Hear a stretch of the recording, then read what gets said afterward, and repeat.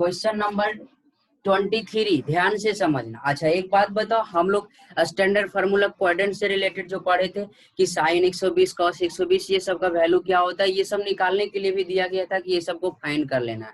ठीक है, तो यहाँ पे अगर हम इस क्वेश्चन में अगर हम बात करें तो सबसे पहले बाबू ये जो दिख रहा है, तो यहाँ पे LHS को देखो, कॉस थीटा का जो वैल्यू दे रखा है वो कितना 8/17, तो हमको cos π/6 plus theta cos π/4 minus theta cos 2π/3 minus theta का जो वैल्यू लाना है ये लाना है। तो सबसे पहले तो हम एक काम करते हैं ना कि इसका जो LHS को लिख डालते हैं। और एक बात बताना कि ये जो दिख रहा है π/6, पाई रेडियन में π/6 को अगर डिग्री में चेंज कर ले थोड़ा आसानी दिखता है। तो यहाँ पे क्या करेंगे ना कि cos लिखा हुआ है π/6, पाई का वैल्यू 180 डिग्री, तो 180/6 कितना हो गया 30 प्लस कितना थीटा। उसी तरह से यहाँ पे कॉस हो गया और 180 पाई का वैल्यू, तो पाई का वैल्यू 180/4 कितना 45 और माइनस थीटा और प्लस कॉस हो गया। और यहाँ पे π/3 है, तो π/3 कहने का मतलब ये कितना 60 को 2 से मल्टीप्लाई करोगे 120 माइनस कितना आ गया थीटा। हम ये LHS वाले टर्म को लिख लें। अच्छा एक बात बताना, इसमें जितना भी है सारा कॉस में है और cos A प्लस बी और cos A माइनस बी का फॉर्मूला बताया गया था। ठीक है, कि cos A प्लस बी और cos A माइनस बी का फॉर्मूला कितना होता है। तो यहाँ पे अगर हम देखें ना इसमें, तो सबसे पहले ये जो है कि cos A प्लस बी का जो वैल्यू होता है वो कितना होता है cos A into cos B minus sine A into sine B। ठीक है, तो ये इस तरह से होता है। उसी तरह से यहाँ पे अगर इसका वैल्यू अगर देखें तो cos A into cos B और माइनस वाला का फॉर्मूला प्लस में होता है sine A into sine B, फिर प्लस करेंगे और यहाँ पे कितना हो जाएगा cos 120 into cos theta plus sine 120 into sine theta. अगर हम यहाँ पे देखें तो सारा वैल्यू को फाइंड कर सकते हैं। सबसे पहले तो बताना ये cos 120 का वैल्यू कितना होता है, cos 120 का वैल्यू और sin 120 का वैल्यू की अगर हम बात करें तो 120 डिग्री सेकेंड क्वाड्रेंट में होता है और सेकेंड क्वाड्रेंट में जो होता है साइन और कॉसेक पॉजिटिव हुआ था। तो ये cos 120 को हम लोग ऐसे भी लिख सकते हैं 180 माइनस कितना 60 इक्वल टू माइनस cos 60, यानी माइनस में कितना हो जाएगा -1/2। उसी तरह से इसका जो वैल्यू हो जाएगा प्लस में कितना हो जाएगा, ये इसको क्या लिख सकते हैं sine 180 minus 60 equal to sine 60, और साइन 60 का वैल्यू कितना होता है √3/2 होता है। तो साइन 120 का वैल्यू √3/2 एंड साइन cos 120 का वैल्यू -1 कितना होगा 2 होगा। तो यहाँ पे सारा वैल्यू को हम लोग रख देते हैं। और यहाँ पे अगर देखें तो ये वाला जो वैल्यू है ना cos 30 का जो वैल्यू होता है वो कितना होता है √3/2 cos थीटा माइनस साइन 30 का 1/2 साइन थीटा हो गया। उसी तरह से ये साइन cos 45 का 1/√2 cos थीटा हो गया, साइन 45 का 1/√2 साइन थीटा हो गया। cos 120 का value -1/2 and cos theta sine 120 √3/2। ठीक है, और क्या हो जाएगा साइन थीटा। अब क्या करना है ना कि जितना भी सारा की सारा साइन वाला टर्म है उसको एक साथ कर लेते हैं और जितना भी सारा की सारा कॉस वाला है सबको एक साथ कर लेते हैं। तो बच्चे एक बात बताओ, यहाँ पे अगर हम देखें ना कि साइन थीटा की अगर हम बात करें तो साइन थीटा अगर कॉमन लेते हैं तो बताना यहाँ पे साइन थीटा में कौन कौन सा है, या फिर एक काम करते हैं साइन थीटा वाला टर्म में ये है और एक ये है साइन थीटा में और एक ये है। तो हम यहाँ पे लिख देते हैं ना, पहले हम ये लिख लेते हैं, चलो पहले कॉस वाला ही चलो साइन की लिखते हैं। तो साइन में पॉजिटिव से शुरू करते हैं, यानी कितना है √3/2 है साइन में, और क्या है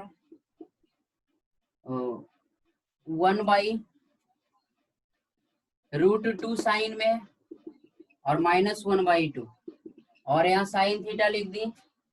फिर प्लस करते हैं कॉस वाला लिखते हैं, तो कॉस वाला में क्या है बाबू √3/2 है, फिर 1/√2 है, और क्या है कॉस वाले में -1/2 कॉस थीटा। ठीक है, तो ये इस तरह से है। अब हम लोग देखेंगे ना कि इसमें सबसे पहले ये वाला टर्म और ये वाला टर्म दोनों में सेम दिख रहा है। जब दोनों में सेम दिख रहा है तो बताना √3/2 प्लस 1/√2 है और -1/2 है, तो इसका क्या बच गया, साइन थीटा बच गया, ठीक है, और इसका क्या बच गया, कॉस थीटा। एक बात बताना यहाँ पे अगर इस टाइप से बचता है। अब दूसरी बात ये जो लाना है ना 2, √3 - 1 बटा कितना लाना है, 2 लाना है, ठीक है। तो √3 - 1 बटा 2 अगर लाना है बाबू, तो एक बात बताओ, यहाँ पे क्या करेंगे ना, ये दोनों को एक साथ कर लेते हैं, यानी यहाँ पे 2 एलसीएम ले लेते हैं। तो जब 2 एलसीएम लेंगे तो कितना आ जाएगा, √3 - 1, और इसको अलग से ही रखते हैं 1/√2। अब एक बात बताओ, साइन थीटा बताना, ये कॉस थीटा का वैल्यू 8/17 है। अगर कॉस थीटा का वैल्यू 8/17 है तो बताना यहाँ पे साइन थीटा की अगर हम बात करें तो कितना होगा, ये 8/17 है, जिसको क्या लिख सकते हो, बी और एच है, तो पी निकालोगे ना तो पी का वैल्यू 15 आएगा और 15 बटा कितना होगा, 17 होगा। तो यहाँ पे ये सबको खुद से भी कर सकते हो, तो साइन 13 का वैल्यू कितना हो जाएगा, 15/17, और ये पहले से कितना दे रखा है, 8/17। तो अब यहाँ पे क्या करना है ना कि ये पूरा को जब सोल्व करोगे तो √3 - 1/2 और प्लस 1/√2 और 15 और 8 कितना हो गया, 23, 23 बटा कितना हो गया, 17 हो गया। तो यही लाना भी था, ठीक है, कि √3 - 1/2 प्लस 1/√2 इक्वल इंटू 23/17 लाना था, ठीक है।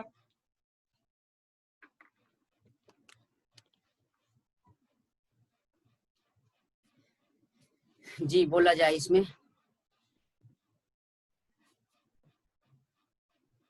अमन राज आया समझ में बाबू। तो ये क्वेश्चन नंबर कौन सा था, ये है 24। तो 24 में सबसे पहले ये गिवन में दे रखा है कि tan x plus π/3 tan x 2π/3। tan 120 का वैल्यू कितना होता है, थोड़ा सा कैलकुलेट करके रखो, क्या होता है। अब देखो यहाँ पे लिख डालते हैं tan x प्लस x लिख दिए, π/3 का वैल्यू, π/3 को क्या लिख सकते हो, π/3 को क्या लिख सकते हो बाबू, 60 लिख सकते हो, tan x प्लस 2π/3।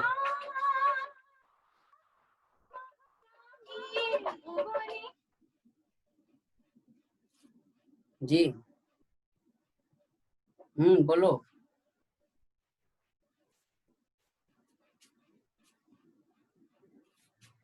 अभी क्लास ले रहे हैं बाबू।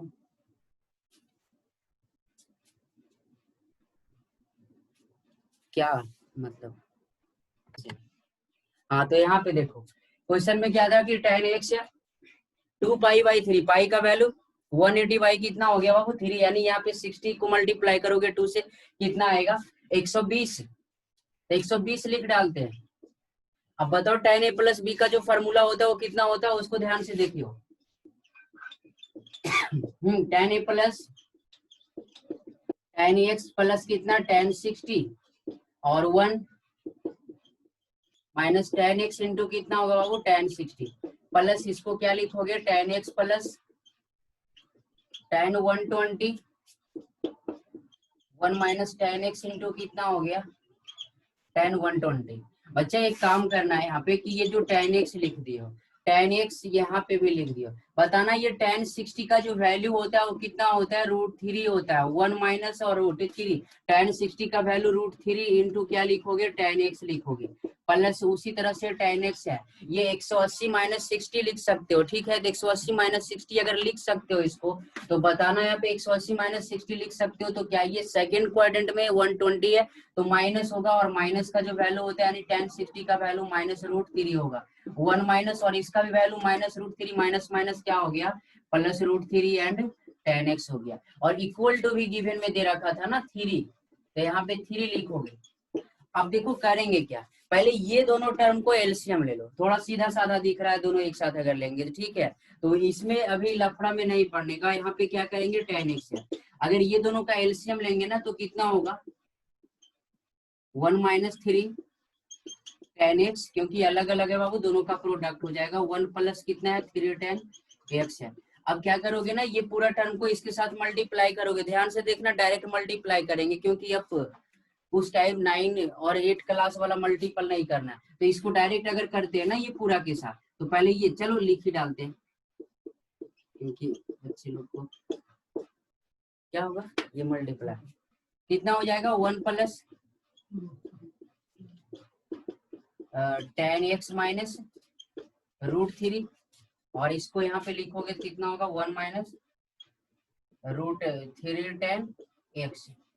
तो क्या करते हैं ना बाबू, ये tan x है मल्टीप्लाई tan x को पहले पूरा के साथ कर लो, कितना आएगा, हाँ tan x और प्लस में कितना √3 tan स्क्वायर x। √3 को करोगे तो प्लस में √3 और इसको जब इसके साथ करोगे ना तो कितना हो जाएगा 3 tan x। फिर जब ये वाला पूरा को मल्टीप्लाई करोगे tan x को 1 के साथ करो तो कितना होगा tan x और tan x को इसके साथ करोगे तो √3 tan स्क्वायर x माइनस √3 को 1 के साथ करो, माइनस √3 माइनस माइनस प्लस हो जाएगा 3 tan x हो जाएगा। यहाँ पे भी 3 लिख डालना है, ठीक है। बटा में a माइनस बी और a प्लस बी का फॉर्मूला 1 माइनस कितना हो जाएगा 3 tan स्क्वायर x हो जाएगा।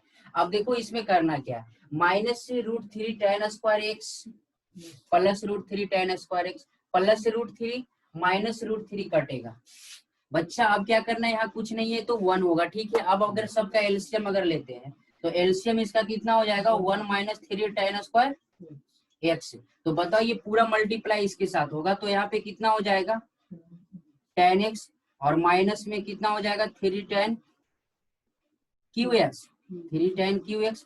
और देखो ये पूरा मिलाकर कितना है, 1 है और 3 4 हो गया, 5 और 3 8 है। तो पहले से कितना दिया हुआ 8 tan x दे रखा है और इक्वल टू कितना हो गया 3 और यहाँ भी इक्वल टू कितना लिखोगे 3 लिखोगे।